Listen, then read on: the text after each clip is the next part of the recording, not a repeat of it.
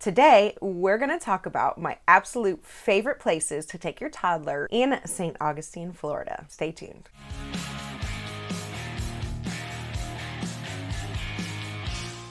What's up, Rockstar Moms? This is April with the Rockstar Mom Sisterhood, and welcome to my channel, where you can learn how you too can travel like a rock star with your kids. If you want more toddler travel tips coming your way, don't forget to click that subscribe button and click that like button. Let me know that you like what you're seeing here today.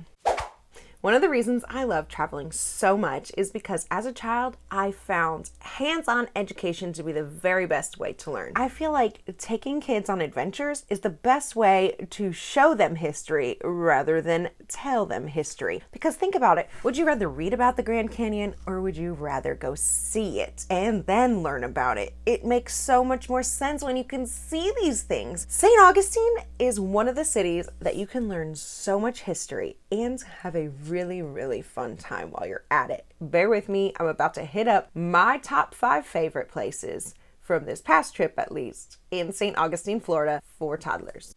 First up, let's talk about the trolleys. Whenever I'm in a new city, the first thing I like to do is find the best way to get my bearings about me and kind of get an overview of exactly what's going on in the city.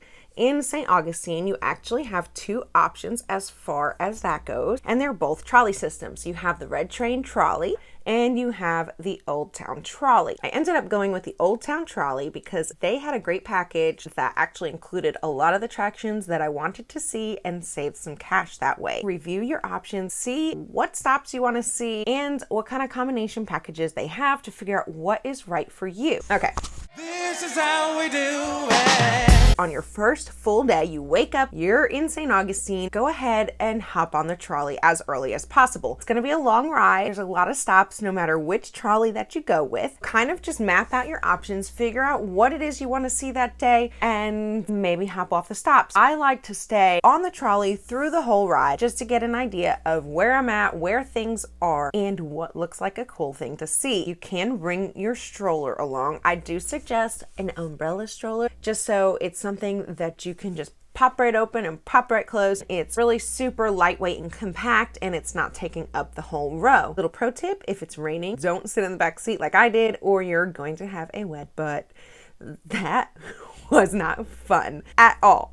One of the best things to do in Florida is, of course, go to the beach. And St. Augustine's beaches are nothing short of fantastic. After taking a look at all of the beach options, I ended up choosing Volano Beach. That is the best beach to go to if you have little ones. The waves are a lot quieter. It's just a really chilled out beach, very family friendly. And like I said, you're not gonna have to worry about these crazy waves. So if your kids wanna dip their feet in, if you wanna go take a walk with them, you shouldn't have too many worries, although it is the ocean and you always have to be careful, of course. You do have a ton of other options though, as far as the beaches go. If you're looking for something very nature-centric with lots of hiking trails, fishing, things of that nature, check out Anastasia State Park. There's also Crescent Beach, which they say is one of the most scenic and unspoiled beaches in the state of Florida. And then of course there's always St. Augustine Beach proper, which has white sand beaches, and you have tons of food options there, including Sunset Grill and Salt Life Shack.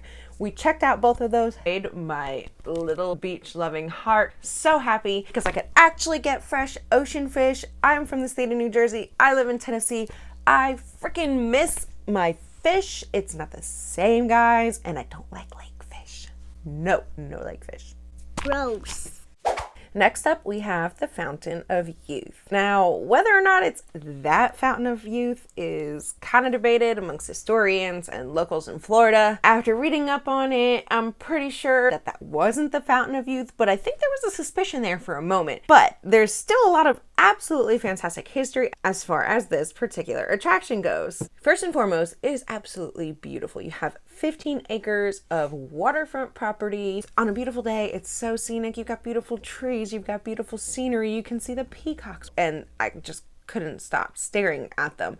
So you've got so much to look at. As far as history goes and learning, this is where it's at. In 1513, Ponce de Leon, who was indeed looking for the Fountain of Youth, landed on St. Augustine, Florida, and he was the very first European settler to land there. And then 55 years before Plymouth Rock was founded, Pedro Menendez of Spain founded the very first colony in America, and it was St. Augustine. Artifacts that are on this actual property show that this was exactly where the settlement was. You can see an old one-room church there, which was really awesome. You've got a blacksmith demonstration on the property, lots of historical reenactments. The coolest part for me was actually seeing them fire a cannon. You could totally take your toddlers to it. They don't even use like a real cannon, of course, because I'm pretty sure that's extraordinarily illegal. It's really fun for them to see and quite entertaining. Check this out. Guys, ready? Get ready. It's gonna get too. All right, here we go. España! Fuego! And of course, while you're there, make sure you drink the water because seriously, you never know. You can see here, I tried it and you can kind of see what I thought about it. Cheers. Tastes like Florida water. True story, my absolute favorite part of St. Augustine, St. George Street. I'm not gonna give you a total history lesson while we're here, but you get to see those city gates and the oldest wooden schoolhouse in the country, which is really a sight to see. And you can actually take a tour of that. You also have a ton of great restaurants, including Pizza Time, which Jameson thought was absolutely fantastic. And you have some adorable shops, tons of ice cream if you love ice cream like I do. And Disney fans, they even have a spot where you can get some Dole Whip. I shit you not, I almost died. Here's a little insider tip. There are two fantastic little courtyard areas that are right by the George Street Inn where you can grab wine, ice cream, and coffee. Maybe not all at the same time. Go ahead, grab some wine. There's a beautiful wine shop there, and let me tell you, they actually have really good wine. This is coming from the wine snob that I am. And they also have some really fun frozen cocktails. There's also a virgin one typically on tap as well. For those of you who are not partaking, that's another option. There's actually a restaurant right near the courtyard. If you're there at the right time of the day, you can hear some live music. Jameson was dancing and getting down, and we had a great time before we headed on to our next stop.